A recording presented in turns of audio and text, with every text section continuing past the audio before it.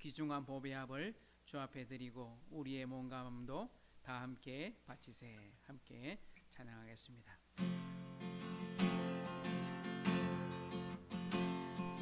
귀중한 보배 합을 주 앞에 드리고 우리의 몸과 마음도 다 함께 바치세. 진리는 오묘하고 사랑은 성결해. 주께서 탄생하신 거룩한 날일세. 주께서 주신 은혜 한없이 크오니 우리가 많은 것을 감사히 바치세. 기쁨은 충만하고 소망은 불면해. 정성과 마음을 다해 경배를 드리세. 들에서 밤을 새며 양치던 목자들 하늘에 빛난 영광 보고서 놀랐네. 천사의 기쁜 소식 속자들 듣고서 찾아와 경배하며 영광을 돌렸네. 고요한 밤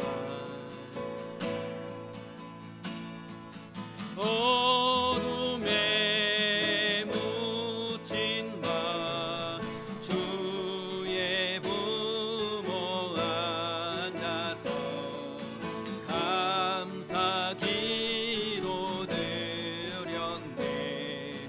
아기 잘도 잔다. 아기 잘도 잔다. 고요한 밤 거룩한 밤 영광이 눌린 밤 천군 천사 나타나 기뻐 노래 들렀네. 구주나셨도다. 구주나셨도다. 고요한 밤 거룩한 밤 동방의 박사들 별을 보고 찾아와 그러 경배 드렸네. 구주나셨도다.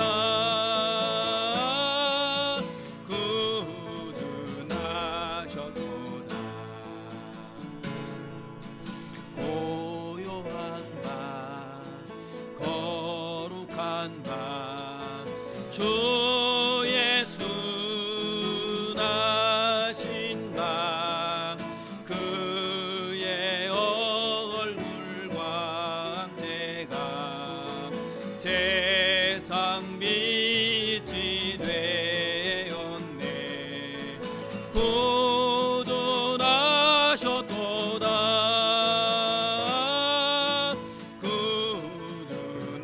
구주나셨도다. 한 번 더 고백한 밤 고요한 밤 거룩한 밤 어둠에 묻힌 밤 주의 부모 감사 기도 드릴 때 기절도 난다. 기절도 난다. 고요한 밤 거룩한 밤 영광이 묻힌 밤 전군 전사 나타나 기뻐 노래 불렀네.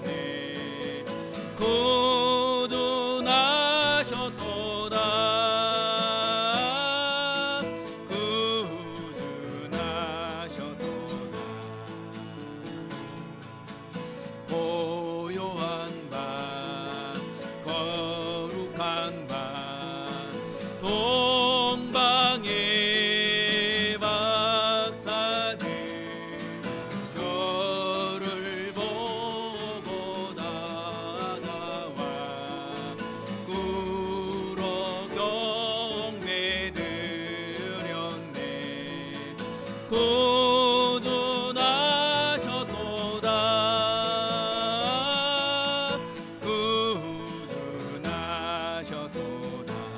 고요한 밤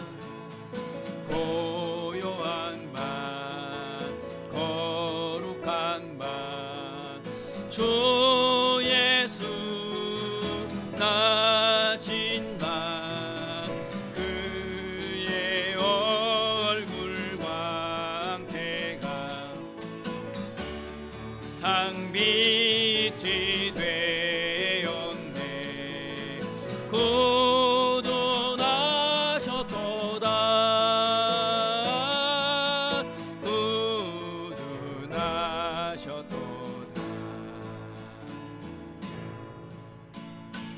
예수 우리 왕이여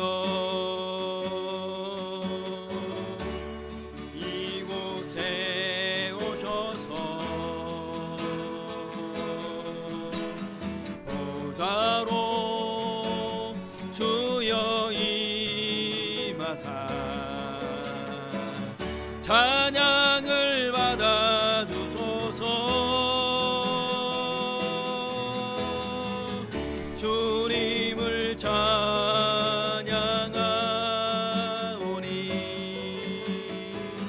주님을 경배하오니 왕이신 예수 여오셔서 좌정하사 다스리소서. 예수 우리 왕이여 예수 우리 왕이여 이곳에 오셔서 보좌로 주여 임하사 찬양을 받아주소서. 주님을 찬양하오니 아멘. 주님을 경배하오니 왕이신 예수여 오셔서 좌정하사 다스리소서. 주님을 찬양하오니 주님을 찬양하오니 주님을 경배하오니 주님을 경배하오니 왕이신 예수여 오셔서 좌정하사 다스리소서.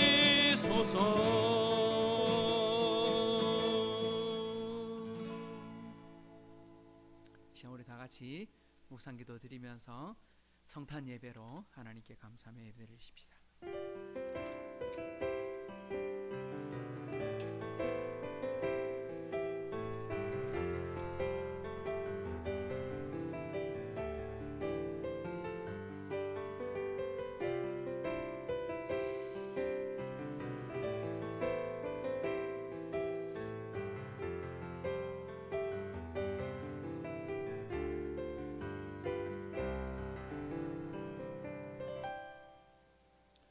오늘 다윗의 동네에 너희를 위하여 구주가 나셨으니 곧 그리스도 주시니라. 너희가 가서 강보에 쌓여 구유에 누이 있는 아기를 보리니 이것이 너희에게 표적이니라 하더니 호련히 수많은 천군이 그 천사들과 함께 하나님을 찬송하여 이르되 지극히 높은 곳에서는 하나님께 영광이요 땅에서는 하나님이 기뻐하신 사람들 중에 평화로다 하니라. 참 좋으신 하나님 아버지 감사합니다. 2020년 성탄 주일을 맞이해서 성탄제를 맞이해서 하나님 모든 사람들이 함께 모여 우리 하이섬 식구들이 함께 모여 하나님을 찬양하고 기뻐하고 감사해야 하는 시간이지만 전국에 있는 모든 교회들 모든 성도들이 비대면으로밖에 예배를 드릴 수 없는 엄혹한 상황 속에 놓여 있음을 우리가 너무나 안타깝게 생각합니다. 하나님 주신 이 귀하고 복된 날이 하나님 참으로 슬픔의 날이 되지는 않았는지 돌아보게 하시고 하나님 그럼에도 불구하고 주님이 땅에 오신 것이 우리의 모든 사람들의 눈물을 닦아주시고 또한 죄악 가운데서 벗어나게 하시고 하나님의 사랑을 나타내고자 오셨사오니 그 하나님의 사랑을 그 예수님의 은혜를 우리가 잊어버리지 않는 시간이 되도록 하나님 비록 비대면일지라도 흩어진 곳곳에서 함께 찬송하고 예배하게 하여 주옵소서. 우리 하이섬 식구들 하나님 가정에서 지금도 함께 찬송하고 머리 숙여 기도하고 있는 우리 식구들을 기억하여 주시고 정말 하나님 간절히 사모하는 것은 올해가 지나고 새해가 밝았을 때는 참으로 이 어려운 시간들이 지나고 하나님이 주시는 새로운 복들을 받아 누리기에 부족함이 없도록 주여 채워 주옵소서. 오늘 이 아침에 함께 찬송하고 함께 기도하며 함께 말씀을 나누는 이 예배의 시간이 하나님께는 영광이요 참여한 모든 식구들에게는 큰 복이 되는 기회가 되게 해 주옵소서. 이 예배의 시종을 주님께 의탁드리오며 예수님의 이름으로 의탁하며 기도하옵나이다. 아멘. 우리 찬송가 123장을 찬송하십시다.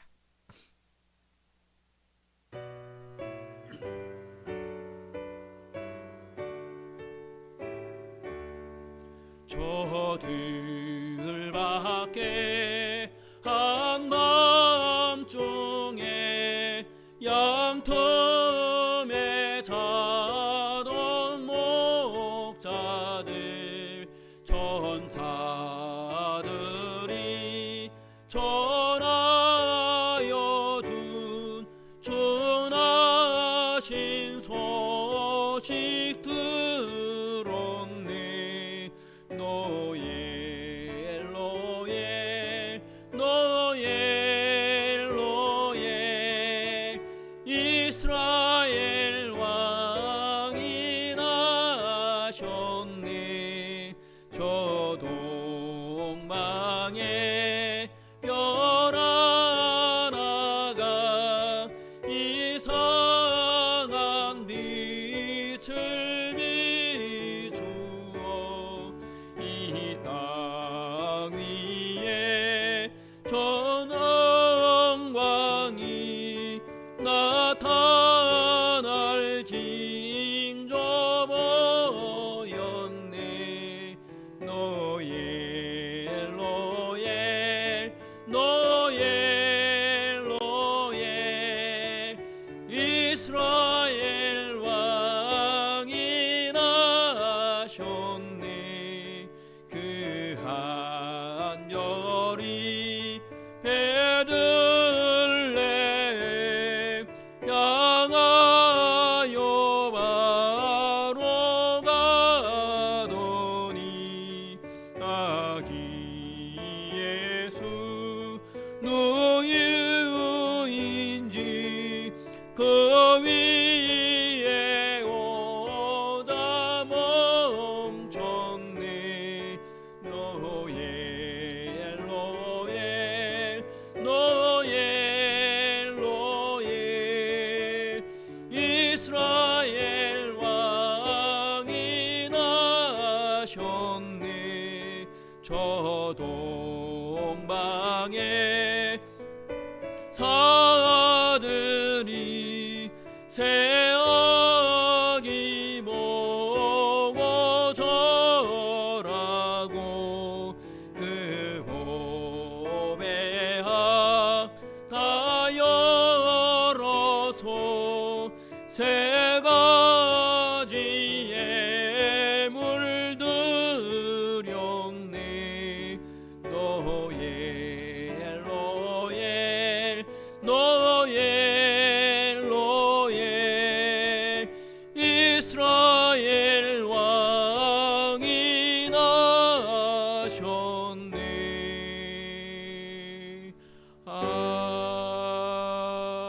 아멘.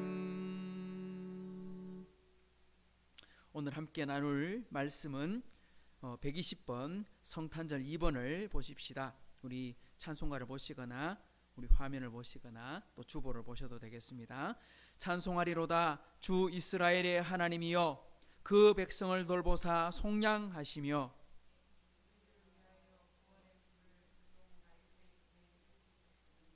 이것은 주께서 예로부터 거룩한 선지자의 입으로 말씀하신 바와 같이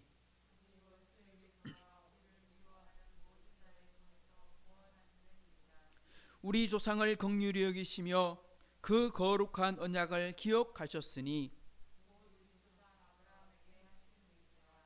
우리가 원수의 손에서 건지심을 받고 종신토록 주의 앞에서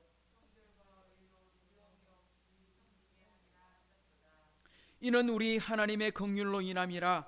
이로써 돕는 해가 위로부터 우리에게 임하여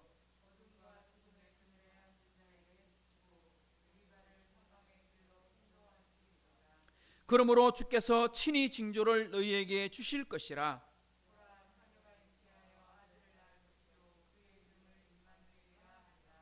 아멘. 전능하사 천지를 만드신 하나님 아버지를 내가 믿사오며 그 외아들 우리 주 예수 그리스도를 믿사오니 이는 성령으로 잉태하사 동정녀 마리아에게 나시고 본디오 빌라도에게 고난을 받으사 십자가 연박혀 죽으시고 장사한 지 사흘 만에 죽은 자 가운데서 다시 살아나시며 하늘에 오르사 전능하신 하나님 우편에 앉아 계시다가 저리로서 산 자와 죽은 자를 심판하러 오시리라. 성령을 믿사오며 거룩한 공예와 성도가 서로 교통하는 것과 죄를 사하여 주시는 것과 몸이 다시 사는 것과 영원히 사는 것을 믿사옵나이다. 아멘. 이 시간 한 번 더 찬송합니다. 122장을 찬송하십시다.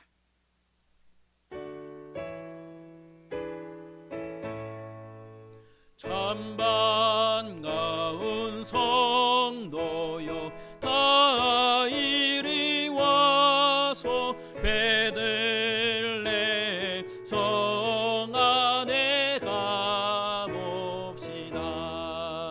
저 고요에 놓이신 아기를 보고 엎드려 절하세 엎드려 절하세 엎드려 절하세 구원하셨네. 그 천사여 찬송을 높이 불러서 이 광활한 천지에 울리어라. 주 하나님 앞에 늘 영광을 돌려 엎드려 절하세 엎드려 절하세 엎드려 절하세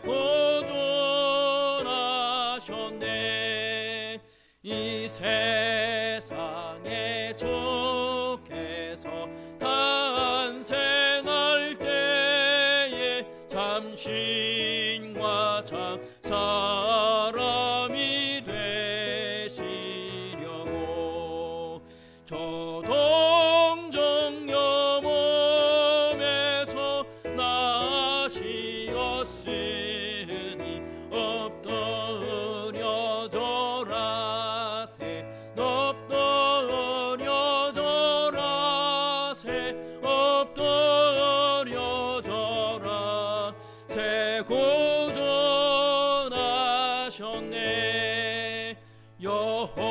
여호와의 말씀이 육신을 입어 날 구원할 구주가 되셨도다.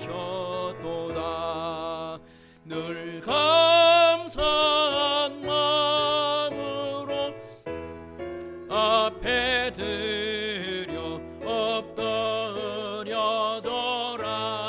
새 엎드려져라 새 엎드려져라 새 구원하셨네.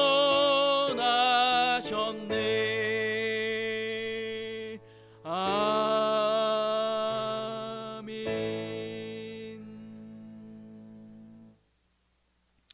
오늘 바로 말씀 보겠습니다. 오늘 말씀은 누가복음 2장 22절부터 39절까지 있는 말씀을 찾으시고, 가능하면 우리 성경을 찾으시고요, 말씀을 저와 여러분이 한 절씩 교독하겠습니다. 누가복음 2장 22절부터 29절까지 있는 말씀입니다. 모세의 법대로 정결 예식의 날이 참에 아기를 데리고 예루살렘에 올라가니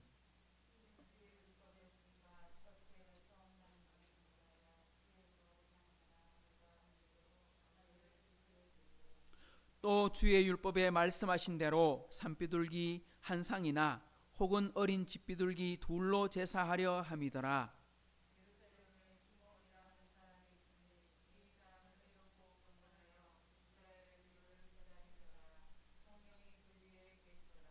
그가 주의 그리스도를 보기 전에는 죽지 아니하리라 하는 성령의 지시를 받았더니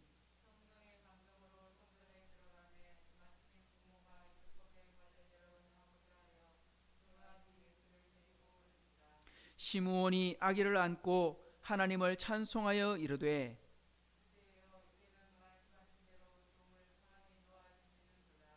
내 눈이 주의 구원을 보았사오니 이방을 비추는 빛이요 주의 백성 이스라엘의 영광이니이다 하니, 시므온이 그들에게 축복하고 그의 어머니 마리아에게 말하여 이르되 보라, 이는 이스라엘 중 많은 사람을 패하거나 흥하게 하며 비방을 받는 표적이 되기 위하여 세움을 받았고,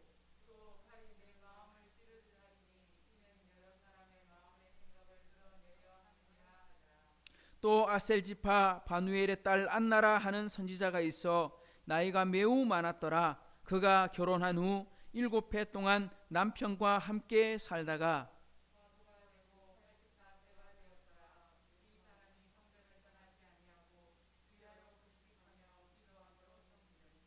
마침 이때에 나와서 하나님께 감사하고 예루살렘의 속량을 바라는 모든 사람에게 그에 대하여 말하니라.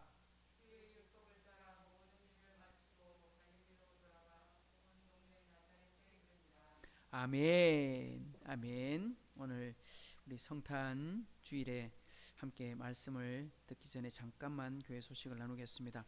오늘 아침에 우리 예배를 준비하고 있는데 그 구청에서 공무원이 나왔어요. 여기는 어떻게 예배를 드립니까? 오늘 예배 안 합니까? 하길래 예배하긴 하는데 우리 가족 3명만 나와서 방송 송출하는 걸로 예배를 드리고 모두가 다 집에서 비대면으로 예배를 드립니다. 그렇게 인사를 했습니다. 지금 공무원들이 쫓아다니면서 이 사람 저 사람 찾아가면서 모이지 마십시오, 모이지 마십시오, 그렇게 안내를 하고 있는데, 그럼에도 불구하고 이건 우리가 함께 협조해 주지 않으면 불가능한 일인 것을 우리는 기억해야 됩니다. 우리 음식점에 가가지고 5명, 6명이 갔는데 3명씩 따로 앉으면 이거 모이는 거 5명 이상 모이지 마라 하는 거 지킬 수 없잖아요. 근데 그건 자발적으로 하라는 거지 강제성을 두고 이렇게 해야 된다, 벌금을 간다, 어떤 우리가 벌금 때문에 안 하고 또 하지 말라고 한다고 해서 우리는 기어코해야 되겠다, 이런 마음을 가진다면 이건 결코 옳은 자세가 아니라고 저는 생각합니다. 우리 올 한 해 처음 시작했을 때 대구 경북이 큰 어려움 속에 있을 때 모두가 다 자발적으로 그냥 도시를 봉쇄해버렸잖아요. 그러니까 봉쇄 하락한 게 아니고 알아서 봉쇄를 한 거잖아요. 지금 전국에 있는 모든 사람들이 그러한 마음으로 이것에 동참하지 않으면 공무원들이 노력한다고 되는 일이 아니다.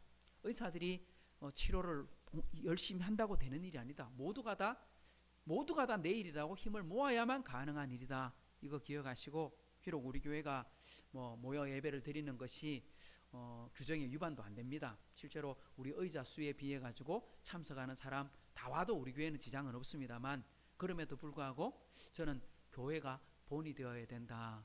또 우리가 성도들에게 안전을 위해서 이 일들을 진행해야 된다. 그런 생각 때문에 우리가 비대면으로 예배를 드리게 됩니다. 여러분 기억하시고 오늘 이후 우리 1월 첫 번째 주일까지 비대면 예배를 그 구청에서는 뭐라고 했냐니까 적극 동참해달라. 그러니까 이게 안 됩니다. 이건 아니고 적극 동참해달라 이거였습니다.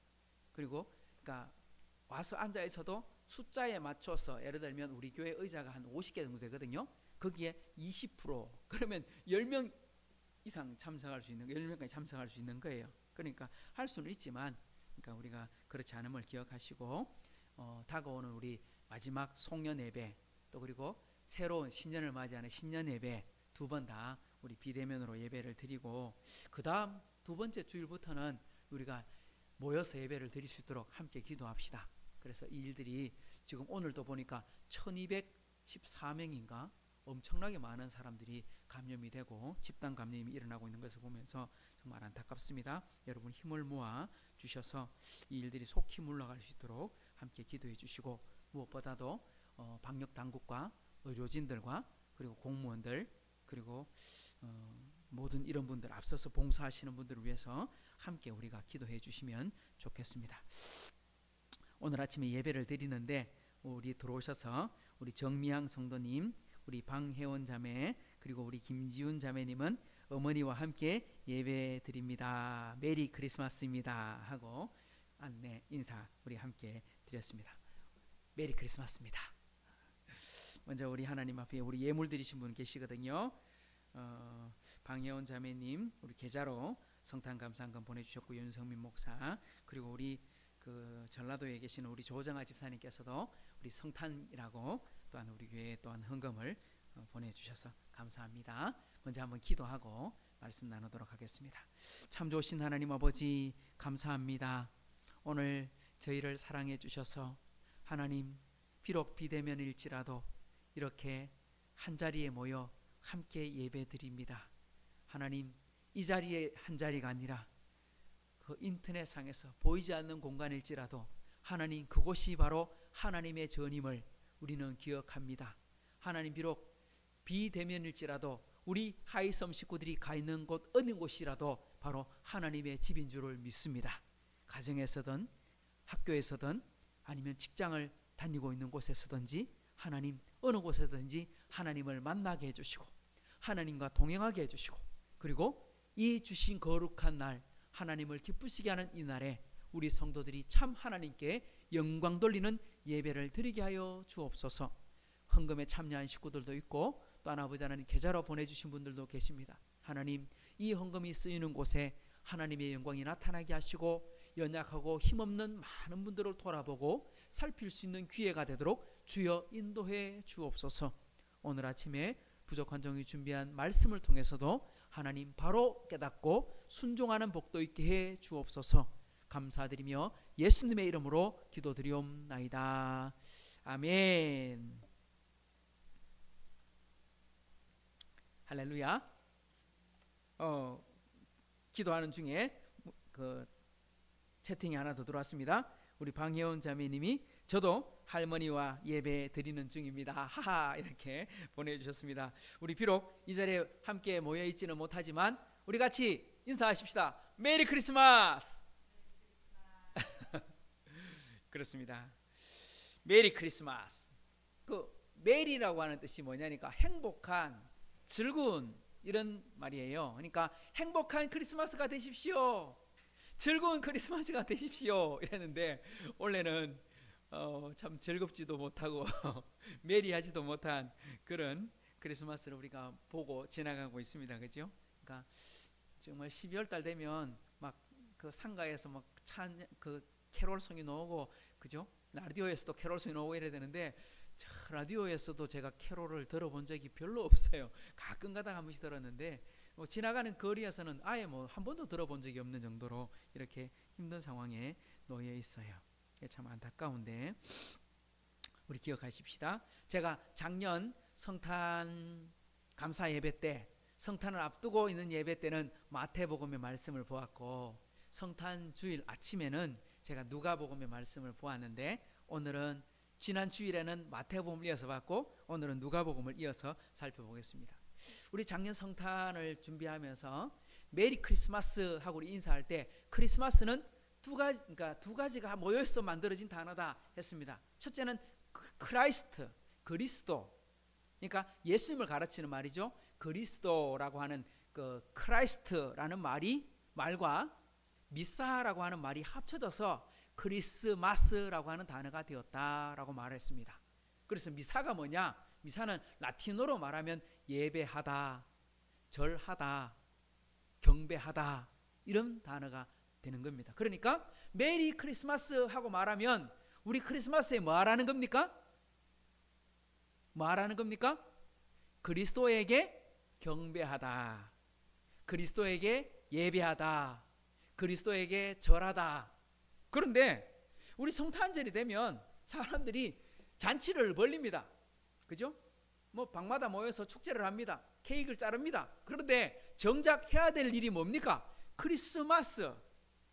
예수님께 경배하고 예수님께 예배하고 예수님께 절하는 게 원래 성탄절이에요. 크리스마스예요. 그런데 주인공은 없고 누구만 있어요? 객들만 모여가지고 케이크 자르고 파티하고 노래 부르고 원래는 그 아예 자체를 못하게 되죠. 우리는 이걸 기억해야 됩니다. 아, 성탄절은 뭐 하는 날이다? 예수님께 예배하는 날이다. 예수님께 경배하는 날이다. 왕으로 오신 예수님, 우리의 구원자로 오신 예수님, 우리를 유일하러 오신 예수님께 감사합니다 하고 찬송하고 그 예수님 앞에 우리가 엎드려 절하며 엎드려 경배하세, 엎드려 경배하세. 그죠? 그렇게 예배하는 날임을 우리는 기억하시기를 축복합니다. 이거 해야 되는 거예요, 우리 성탄절에. 근데 예수 믿지 않는 분들은 모르니까 그렇더라 할지라도 우리 예수 믿는 하나님의 백성들은 바로 그렇게 이 성탄의 의미를 바로 깨닫기를 주님의 이름으로 축복합니다. 예수님이 땅에 오셨을 때 마태복음에 누가복음에 보면 세 사람이 예수님을 만나고 경배합니다. 제일 첫 번째는 누구였냐니까 우리가 잘 아는 것처럼 목자들이었어요. 베들레헴에서 양을 치던 목자들, 바로 예수님 탄생하신 그 밤에 예수님을 만났고 천사들이 전해주는 음성을 따라서 아기 예수님을 만나고 경배하고 절을 했습니다. 두 번째는 오늘 본문에 나오고 있는 시므온과 안나라고 하는 사람이 바로 예수님을 만나고 경배합니다. 그리고 마지막 세 번째는 우리 주일날 말씀을 보았던 것처럼 동방박사들이 페르시아에서부터 와서 별을 따라 베들레헴에 와서 경배했습니다. 여러분, 목자들, 시므온과 안나, 그리고 동방박사들, 예수님을 만났던 세 사람의 부류, 세 사람들은 공통점이 하나 있어요. 그 공통점이 뭘까요? 우연히 예수님을 만나지 않았습니다. 자신이 해야 될 일에 최선을 다하고 있는 사람들이 예수님을 만났습니다. 양을 치는 목자들은 밤새 양을 돌보고 있다가, 그러니까 양을 치면서 잠을 자지 않았다는 거죠. 불침번 쓰고 있었어요. 불침번. 그러니까 양을 지키기 위해서 밤을 새우고 있다가 예수님을 만났어요. 동방박사들은 밤을 새우며 별을 보고 있다가 예수님이 나타나신 별을 보게 되었어요.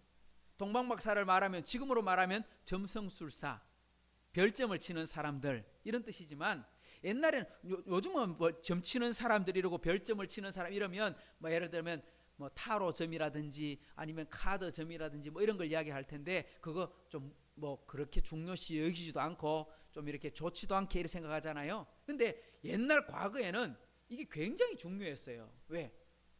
나라의 큰 일들을 앞두고, 그죠? 그 관상감에서 내일 비가 올 건지 아니면 뭐 내일에 우리나라의 국운이 어떻게 될 건지 뭐 이런 것들을 다 판단하고 결정하는 일들을 관상감, 별을 보는 데서 했거든요. 그러니까 동방박사의 사람은 그냥 단순히 별 보고 점치는 사람 정도가 아니라 굉장히 높은 국가의 중요한 공무원들이었다는 걸 알 수 있어요. 근데 그들이 밤을 새워서 뭐 했어요? 자기들의 일을 감당하고 있다가 아기 예수님이 태어나는 것을 눈으로 볼 수 있었어요. 그리고 오늘 보게 되는 시므온과 안나도 예수님을 찾기를 위해서 만나기로 해서 계속 기도하고 바라고 소망하다가 성전에서 아기 예수님을 만나게 되었어요. 이건 뭘 말하냐 하면 예수님이 오실 때도 그렇게 예수님 오심을 발견했던 사람들은 자신에게 주어진 사명, 자신에게 맡겨준 직분을 충실히 감당했던 것처럼 예수님 다시 오실 겁니다. 성경에 보면 예수님이 오신 그대로 다시 오시겠다고 말씀하신 것처럼 다시 오실 겁니다. 그럼 다시 오실 때는 어떻게 오실까요? 막 예수님 오시는 걸 기다리면서 소복 입고 기다리는 그런 사람들에게 오실까요? 아무것도 안 하고 그저 기도원에 들어가서 산속에 들어가서 그런 사람에게 찾아오실까요? 아니죠. 오늘 말씀에 보면 우리가 봤던 것처럼 별을 보거나 아니면 양을 치거나 아니면 기도를 하거나 자신이 하고 있는 일, 내가 하고 있는 일들에 최선을 다하고 그리고 하나님의 말씀을 믿고 순종하는 그 사람에게 재림하시는 예수님이 찾아오실 것이란 겁니다. 그리고 그 사람에게 칭찬하시고 상을 주실 거라는 것입니다. 우리 자칫 잘못하면 예수님 오시니까 다 필요 없어요. 나는 예수님만 사랑하고 예수님만이 좋아요. 그러니까 다 팽개치고 산속에 들어가서 기도만 하다가 예수님 만날 거예요. 근데 그때 예수님은 한 번도 오신지 않았어요. 역사를 통해 보면 그런 사람들 참 많았거든요. 요한계시록을 읽다가 이날 예수님 온다, 저날 예수님 오신다 그래가지고 지금까지 수많은 이단들이 그렇게 이야기를 했지만 한 번도 그날에 맞춰 오시지 않았어요. 왜? 그날에는 안 오실 것 같아. 왜냐? 성경이 아니거든. 그러니까 우리는 알 수는 없지만 분명 예수님이 오시면 어떤 사람에게 오신다? 자신에게 주어진 책임을 충실히 하는 사람, 충성되게 감당하는 그 사람에게 주님이 다시 오실 것임을 믿으시기 바랍니다. 자, 그러면 오늘 본문에 나오는 두 사람 시므온과 안나는 어떻게 예수님을 만났고 또 예수님을 통해서 우리가 발견하게 되는 은혜가 무엇인지를 말씀을 통해 들어가 보도록 하십시다.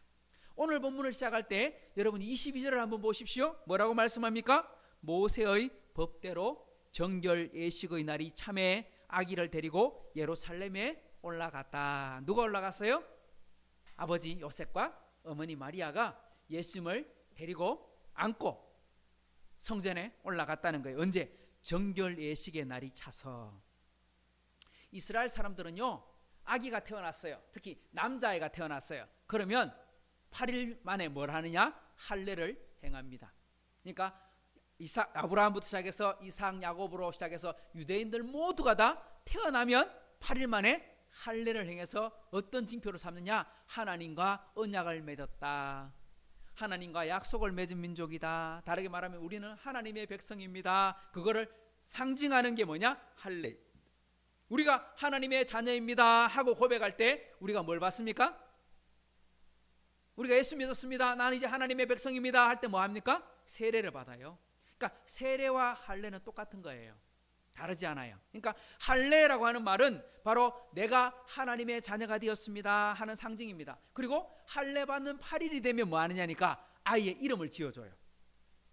우리는 태어나기 전에 이름도 막 지어놓기도 하고 그리고 태어나면 보통 이름을 바로 불러주잖아요. 그래서 이름을 등록하고 출생신고하잖아요. 근데 이스라엘은 난지 8일이 지나면 할례를 행하고 할례를 행하는 그날에 이름을 불러줍니다. 웃기죠? 그러니까 8일 만에 할례를 받아요. 그리고 할례를 받고 난 다음 또한 33일이 지나고 나면 뭘 행하느냐? 아이를 데리고 성전에 올라가서 하나님 앞에 번제를 드리고 속죄제를 드리게 됩니다. 이 기간을 가리켜서 뭐라고 말하냐니까 정결 예식의 날이 찼다라고 표현하는 겁니다. 레위기 12장에 보면 이 말씀을 정확하게 기록하고 있는데 말씀을 한번 찾아볼게요. 레위기 12장 6절 말씀입니다. 화면에도 있지만 여러분 가능하면 성경을 직접 찾아봐도 될 것 같습니다. 아들이나 딸이나 정결하게 되는 기한이 차면, 여기 보면 아들이나 딸이나 구분이 있어요 없어요? 구분이 없어요. 모두가 다 하나님의 자녀예요. 정결하게 되는 기한이 차면 그 어머니는, 그 여인은 번제를 위하여 1년 된 어린 양을 가져가고 속죄제를 위하여 집비둘기 새끼나 산비둘기를 회막문 제사장에게로 가져갈 것이요 라고 말했습니다. 여기 보면 부모님이 아이를 데리고 성전에 올라갑니다. 그런데 제사를 두 번 드려요. 한 번 드리는 게 아니라 두 번 드려요. 뭘 드려요? 첫 번째는 번제를 드려요. 번제를 위해서 어린 양을 하나님께 바친다 그랬어요. 번제가 뭡니까? 하나님을 위해 살겠습니다. 이 아이는 하나님의 백성입니다. 그러니 하나님의 영광을 위해 키우도록 하겠습니다. 그런 쉽게 말하면 헌신을 다짐하는 제사가 번제입니다. 그러니까 우리는 하나님을 위해 살겠습니다 하고 다짐하는 게 바로 번제입니다. 우리 요즘 말로 하면 이제 헌신 예배죠. 우리 헌신하겠습니다 하는 것. 그 다음 두 번째가 속죄 제사를 드리면서 비둘기를 잡아 바치는 겁니다. 속죄제에 비둘기를 바치는 이유가 뭐냐니까 아무리 재산이 없는 사람도 비둘기, 심지어 안 되면요 산비둘기 잡아와서도 바쳐도 돼요. 비둘기의 목을 잘라가지고 거기에 넣은 피 얼마나 오겠습니까? 근데 그 피라도 바쳐야 된다. 왜? 성경에 보면요 피 흘림 없이는 용서함이 없다 그랬어요. 그러니까 용서를 받는 속죄를 드릴 때는 반드시 피를 흘려야 되니까 피를 바치는데 최소의 기준으로 뭘 잡아놨냐? 비둘기라고 잡혀 있는 거예요. 더 큰 걸 잡아도 괜찮지만 최소를 표현해 놓은 거예요. 그런데 여러분 생각 한번 해보세요. 태어난 지 8일이 지나고 정결하기 위해서 33일이 지났어요. 그럼 며칠이 지난 거예요? 며칠이 지났어요? 8 더하기 30일? 41일이 지났어요. 아직 2달도 안 됐어요. 눈은 뜰 수 있어요. 이때쯤 되면 40일 되면. 나는 잘 기억이 안 나는데 우리 지훈이 키우면서 그때 눈 떴나 기억이 잘 못하겠는데 아마 그때쯤 돼도 아직까지 뭐 제대로 사람이라고 사람은 사람인데 사람 구실을 할 수 있나요? 목도 가눌 수도 없고 뭐 기는 것도 안 되고 기는 거 한 6개월 이상 지나야 기는 거고 자 아주 이제 앉아서 뭐 일어나려고 한다 하면 적어도 한 1년은 돼야 되는 거고 그죠? 이유식을 먹으려면 적어도 1년 넘어야 되는 거고 엄마 이렇게 엉아리하고 말 떼려면 적어도 그것도 정말 1년 2년이 지나야 가능한 거잖아요. 왜 말을 하느냐 생각해 보세요.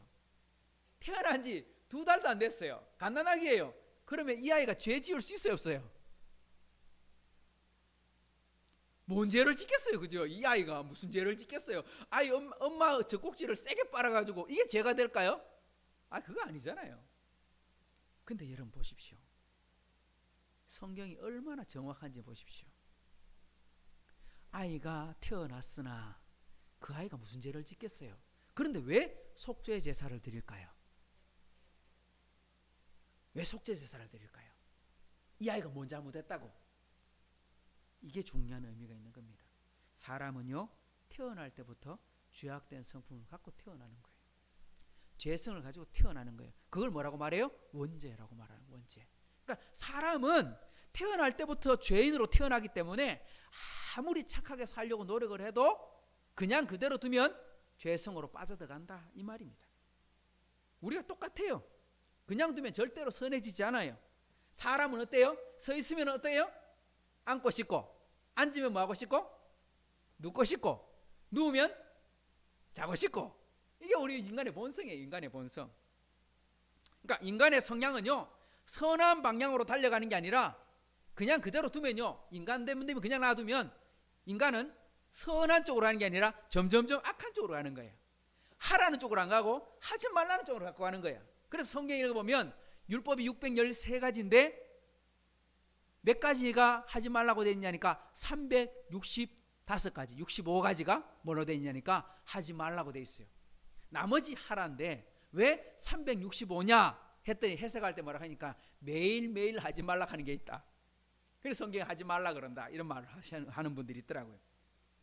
그러니까 사람은 그냥 두면 절대 선한 길로 가지 않고 나태하고 엉뚱한 생각을 하고 게을러지고 방탕한 길로 결국은 범죄하는 길로 빠지게 된다는 겁니다. 그래서 어떻게 하라고 말씀합니까? 따라합시다. 세월을 아끼라. 때가 악하니라. 뭐요? 어떻게 하라고요? 세월을 아껴야 된다. 왜? 우리가 그냥 두면 어떻게 돼요? 악해지는 거예요. 그냥 두면 악해지는 거예요. 그래서 세월을 아껴야 돼요. 우리 지금 해석할 때 에베소서 볼 때 뭐라 그랬어요? 세월을 아끼라는 말은 다르게 말하면 돈을 주고 사라, 기회를 사라 이런 말이었어요. 기회를 사라, 기회를 사라. 그러니까 기도할 기회를 찾고 봉사할 기회를 찾고 성경을 읽을 기회를 찾고 선한 일을 할 수 있도록 기회를 자꾸 붙잡아라. 자꾸 붙잡아야 어디로 안 간다? 나태한 길로 가지 않는다. 그러니까 우리 하이섬 식구들은 바로 이 성탄의 주일에 바로 주님 앞에 선한 기회를 붙잡을 수 있는 그런 기회로 삼는 복된 성탄절이 되기를 축복합니다. 이거를 말하는 겁니다. 정결하는 기한이 찰 때 바로 예수님이 어떻게 올라오셨느냐? 요셉의 가족들 아버지와 어머니가 함께 올라가서 어떻게 정결 예식을 드렸느냐? 자, 오늘 본문을 24절을 보십시오. 본문 24절 시작. 또 주의 율법에 말씀하신 대로 산비둘기 한 쌍이나 혹은 어린 집비둘기들로 제사하려 함이더라. 여러분, 이 말 속에요 좀 굉장히 어쩌면 슬프기도 하지만 깊은 의미가 또한 담겨져 있어요. 주의 율법에 말씀하신 대로 부모님들이 그 율법을 지켜서, 쉽게 말하면 하나님의 약속의 말씀을 지켜서 믿고 순종해서 어떻게 했느냐? 말씀대로 산비둘기 한 쌍이나 어린 비둘기를 바치면 된다 했기 때문에 그거 가지고 제사하러 왔다. 근데 우리 레위기 읽을 때 12장 읽으면서 뭐라 그랬어요? 속죄 제사를 위해서는 비둘기를 바치지만 번제를 위해서는 뭘 바친다고 돼 있었어요? 어린 양을 바친다고 돼 있었어요. 양. 그러니까 비둘기보다는 양이 훨씬 더 비싸요. 그죠? 크기도 크고 돈 가치로도 훨씬 더 비싼 거잖아요. 그런데 오늘 예수님의 부모님 요셉과 마리아는 성경대로 뭘 바쳤느냐? 산비둘기를 바쳤대.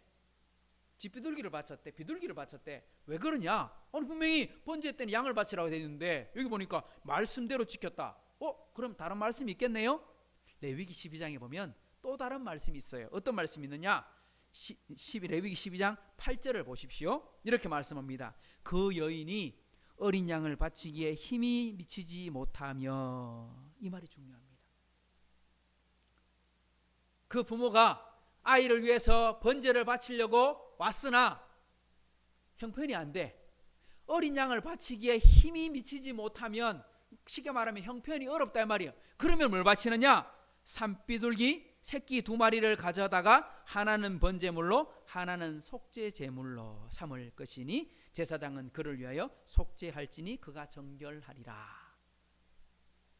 산비둘기 2마리, 그것도 집비둘기 새끼, 산비둘기 2마리나 집비둘기 새끼 2마리를 가져다가 하나는 번제물 하나는 속죄물 그렇게 바쳐도 하나님이 받아주시겠다.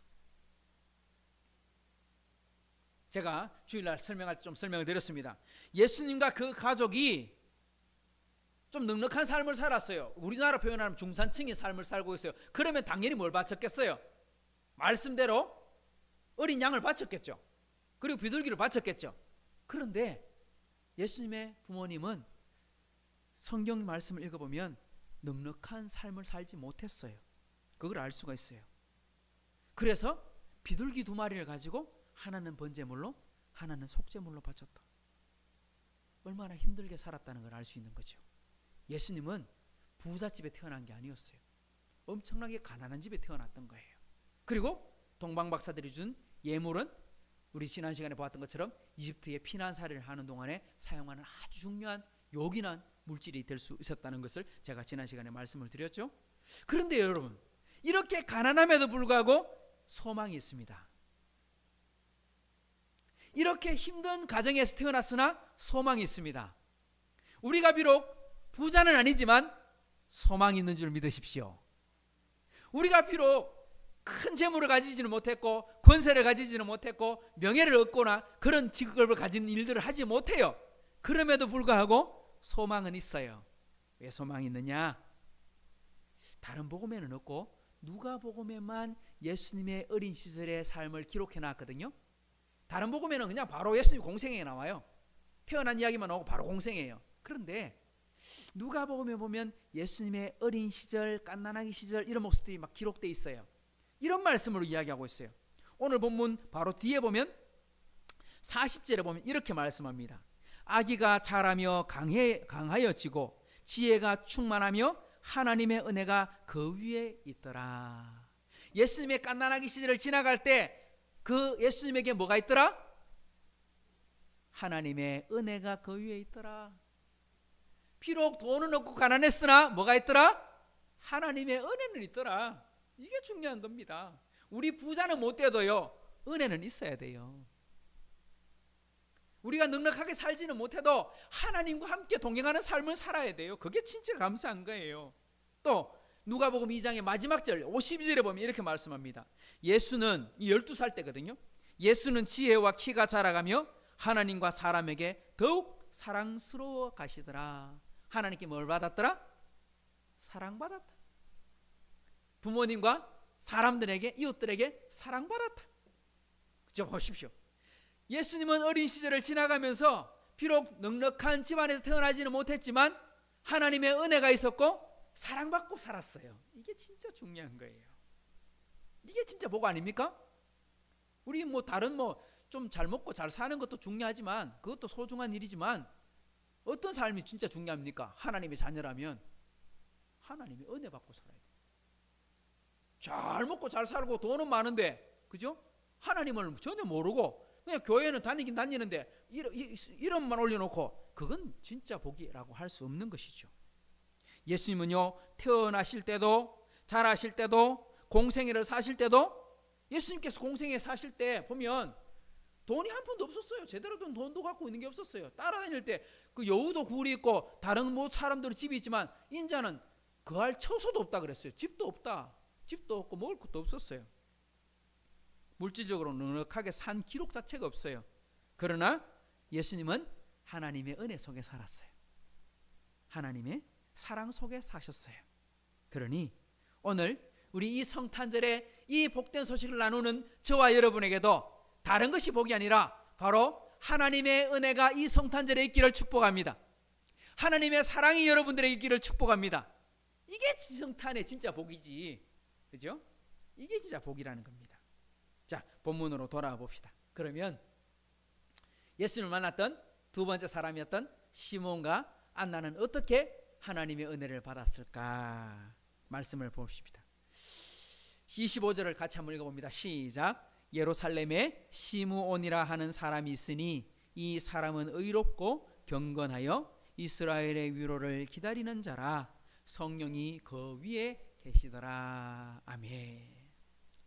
시몬은 어떤 사람이냐? 시몬도 성경을 보면 상당히 나이가 많은 분이에요. 할아버지예요. 그런데 이분이 어떤 사람이라고 말합니까? 첫째로는 의롭다, 의로운 사람이다. 여러분, 의롭다라고 하는 단어가 뜻이 뭡니까? 의롭다. 의롭다 하는 뜻이 뭡니까? 의. 우리 한문으로 쓰면 의가 무슨 뜻입니까? 옳을 의. 그러니까 바르다 이런 뜻이 될 수도 있고 완전할 의 이런 말이거든요. 그러니까 의자는 단어는 뭐냐니까 완전하다, 틀림이 없다, 거짓이 없다, 진실이다, 이런 단어가 그러니까 의자라고 하는 의라고 하는 단어예요. 그걸 이제 공의란 단어로도 표현하죠. 그러니까 의라고 하는 단어는요, 인간의 단어가 아니라 하나님의 단어예요. 왜? 완전하신 분은 누구밖에 없어요? 하나님밖에 없어요. 틀림이 없는 분은 하나님밖에 없어요. 완전한 분, 완전하게 진실한 분, 거짓이 없는 분, 이런 분은 하나님밖에 없어요. 그러니까 원래 의라고 하는 단어는 하나님께 붙이는 단어예요. 그런데 오늘 시몬을 가리켜서 뭐라고 말합니까? 의로운 사람이다. 그럼 이거를 우리 하나님의 자녀의 입장에서 붙여봅시다. 우리 성도에게 의로운 사람이라는 단어는 무슨 말일까요? 그 말은요, 이런 뜻입니다. 한번 따라합시다. 하나님의 말씀에 순종하는 사람, 믿음으로 순종하는 사람, 그 사람을 가리켜서 의롭다라고 말하는 겁니다. 아시겠습니까? 의롭다라고 말할 때 믿음으로 순종하는 사람. 또 경건이나 오늘 여기 보면 또 그다음 보니까 의롭고 경건하여라고 말했잖아요, 그죠? 여기서 경건한 사람이다라고 하는 단어는 뭐냐니까 경건이란 뜻이 무슨 뜻이냐니까 하나님 앞에 바른 자세를 취하다 이런 말입니다. 경건이란 말은 하나님께 바른 태도를 취하다. 여러분, 우리 예배드리러 나올 때 어떤 자세로 나옵니까? 어떤 태도로 나옵니까? 우리 옛날 광고 중에도 그런 광고 있었습니다. 소중한 사람을 만나기 위해서는 잠시 꺼두십시오. 핸드폰 광고할 때 그런 광고가 있었습니다. 우리 하나님을 만나러 나올 때 하나님께 예배드리러 나올 때 어떤 자세, 마치 그 동네 이웃 만나러 가는 것처럼, 아니면 그냥 그 잠자다가 벌떡 깨어나가지고 밖에 뭐 슈퍼에 물건 하나 사러 가는 것처럼 그런 자세로 예배드리는 거 아니라는 거죠. 그러니까 어떻게? 제일 소중한 사람, 제일 존귀하신 분, 우리 성경 예수님께서는 어떤 분입니까? 만왕의 왕이요 만주의 주고, 하나님은 온 우주의 통치자시고 주인이시다 했으니까 그 주인 앞에 우리 대통령 만나러 나오고 시장을 만나러 갈 때도 우리 옷 갖춰 입고 그저 머리 다듬고 목욕하고 막 꾸며갖고 나갈 텐데, 그게 아니라 온 세상의 주인 앞에 나올 때 우리가 어떤 태도로 나올까요? 가장 값진 것으로, 가장 깨끗한 것으로, 가장 정직한 것으로, 순수한 것으로 나오지 않겠습니까? 그게 뭐다? 그게 경건이다. 다르게 말하면 이거 무슨 뜻이냐면 하나님 앞에 100% 순종하겠습니다. 하나님을 100% 신뢰합니다. 그게 바로 경건이라고 하는 단어입니다. 그러니까 이런 마음의 자세가 경건하다는 말입니다. 그러니까 오늘 여기 보면 하나님의 말씀에 순종하는 삶을 살겠습니다. 하나님을 100% 신뢰하겠습니다. 이 사람이 누구였다? 시몬이었다. 다르게 말하면 오늘 저와 여러분이 바로 하나님을 기다리는데, 예수님을 기다리는데 어떤 사람이 되어야 되느냐? 의롭고 경건한 사람이 되어야 한다라는 말입니다. 그리고 또 한 가지는 한번 따라합시다. 이스라엘의 위로를 기다리는 자라. 오늘 말씀의 제목이 이스라엘의 위로를 기다리라 하십니다. 이렇게 했습니다. 이스라엘의 위로를 기다리라. 여러분, 이스라엘의 위로를 기다렸다. 이스라엘의 위로를 기다리는 게 뭘까요? 이스라엘의 위로를 기다렸다. 기다렸다 하는 거 보니까 뭘 기다렸어요? 메시아를 기다린 거예요. 구원자를 기다린 거예요. 아기 예수님을 기다리고 있는 거예요. 분명히 날 구원하실 분이 오실 겁니다. 천사가 말하기를 네가 죽기 전에 메시아를 만날 거다. 그러니까 만나기 전에는 죽지 않을 거다. 만나고 죽을 거다. 그 말을 듣고 소망을 가지고 성전에 날마다 올라왔거든요. 그래서 이 사람이 뭘 사모했느냐? 이스라엘의 위로를 기다렸다. 다르게 말하면 하나님께서 예수님을 보내실 때 이스라엘에 뭘 주시겠다? 뭘 주시겠다? 위로를 주시겠다. 오늘 우리가 예수님을 만나게 되면, 우리가 하나님을 만나게 되면 하나님께서 우리에게 뭘 주셔요? 위로를 주셔요. 힘들었지? 고생 많았다. 위로해 주시는 거예요. 요한계시록 21장에 그 마지막에 보면 이런 말씀이 있어요. 모든 눈에서 눈물을 닦아주신다. 우리 하나님께서 우리를 위로하시는데 뭐라 하냐니까, 너 고생했지? 내가 네 눈물 닦아준다. 내가 네 고생을 안다. 어쩌면 이보다 더 감사한 말은 없는 것 같아요. 하나님께서 우리를 위로해 주신다. 예수님이 오실 것에 대해서 구약의 선지자들이 참 많이 예언했잖아요.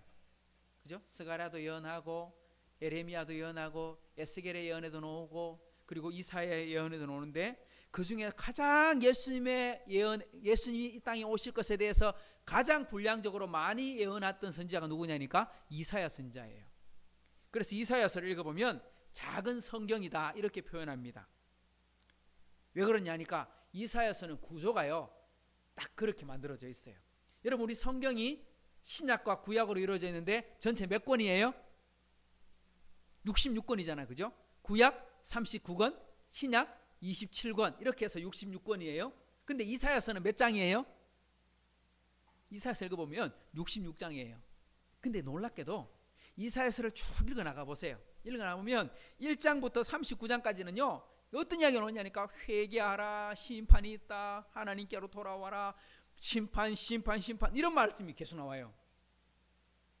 그러다가 40장 딱 넘어가기 시작하면 40장부터 뭐라 하니까 기뻐하라. 그때부터 뭐가 나오냐? 메시아가 나옵니다. 그 앞에도 메시아에 대한 예언이 나옵니다. 이사야의 가정에서 싹이 나고 뭐 이런 이야기가 다 앞에서 나오는 겁니다.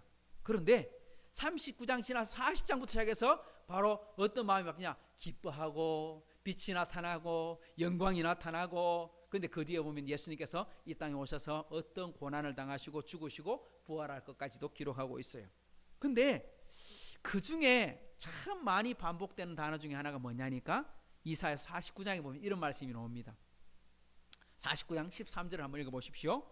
하늘이여 노래하라, 땅이여 기뻐하라, 산들이여 즐거이 노래하라. 여호와께서 그의 백성을 위로하셨은즉 그의 고난당하는 자를 긍휼히 여기실 것이다. 하나님이 뭐 하신다고요? 위로하신다. 여기 보면 하늘이여 노래하라, 땅이여 기뻐해라, 산들이여 즐거이 노래해라. 왜 기뻐하고 노래합니까? 하나님이 누구를 주시기 때문에? 예수님을 보내주시기 때문에 기뻐해라 이 말입니다. 메시아를 보내주셨으니, 하나님이 세상을 이처럼 사랑하사 독생자를 주셨으니 나 기뻐할지어다 하나님 말씀하시는데, 그 예수님께서 이 땅에 오셨을 때 뭘 주시겠다? 이스라엘에게 위로를 주시겠다.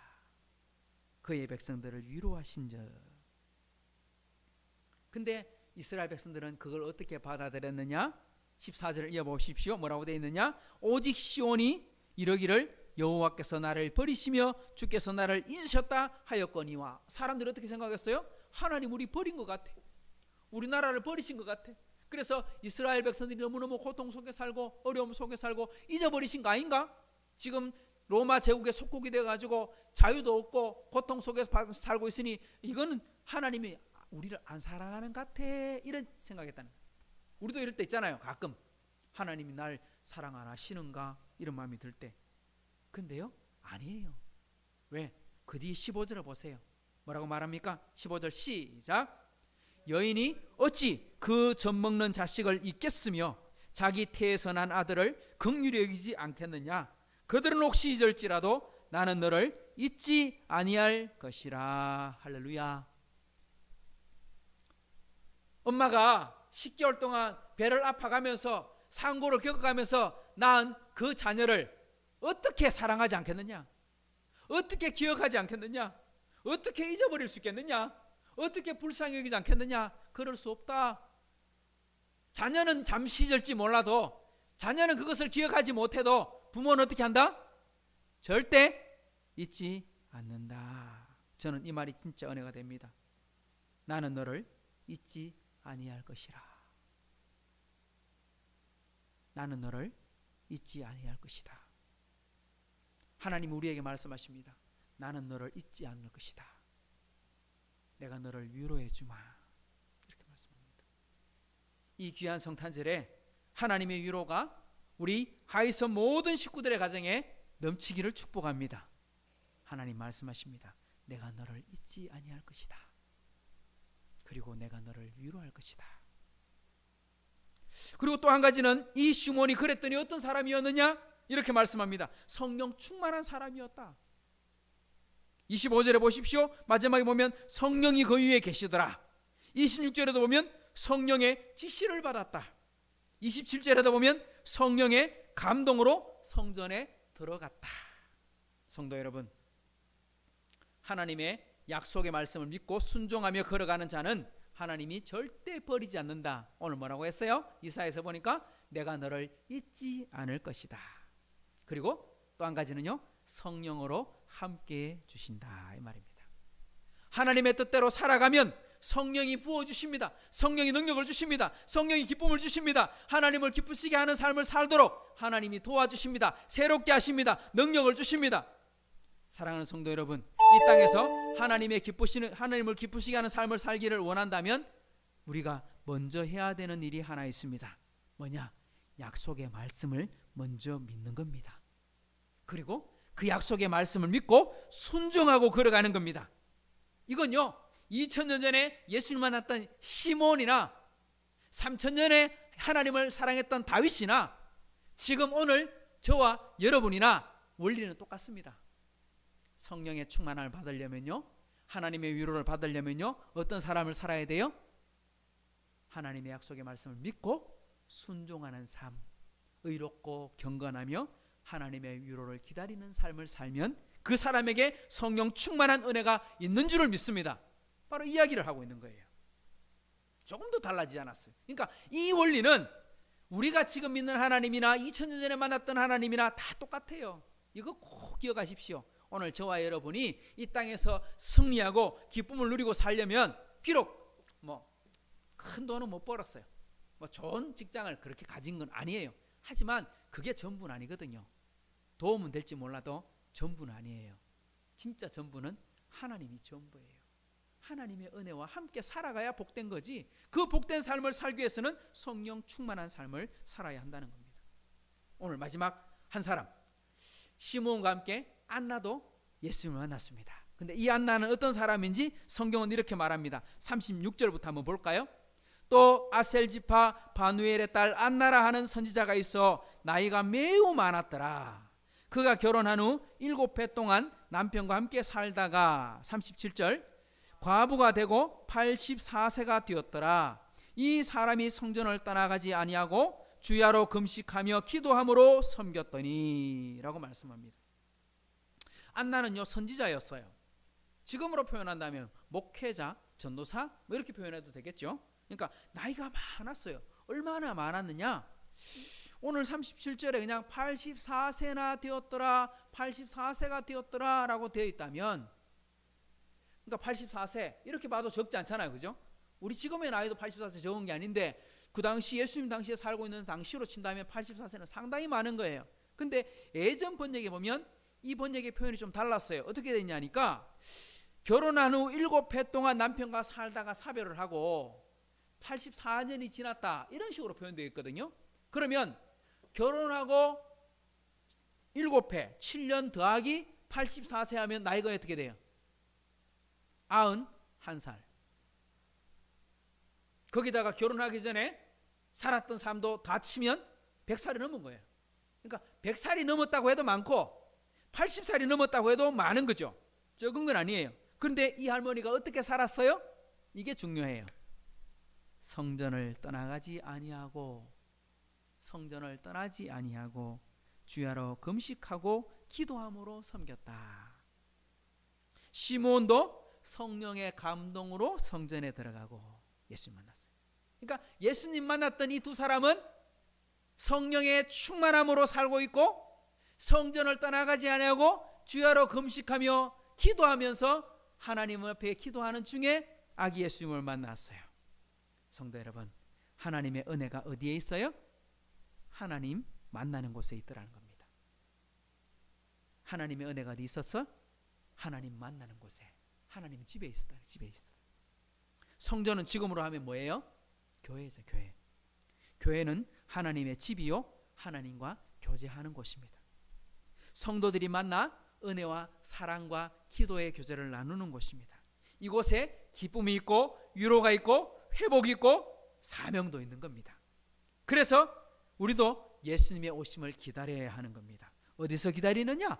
어디서 기다려요? 주님의 몸된 교회를 중심으로. 뭐 교회 와서 살아라 이 말이 아니에요. 교회를 중심으로. 교회를 중심으로 둔다는 건요 하나님과 함께 살아간다 이런 뜻입니다.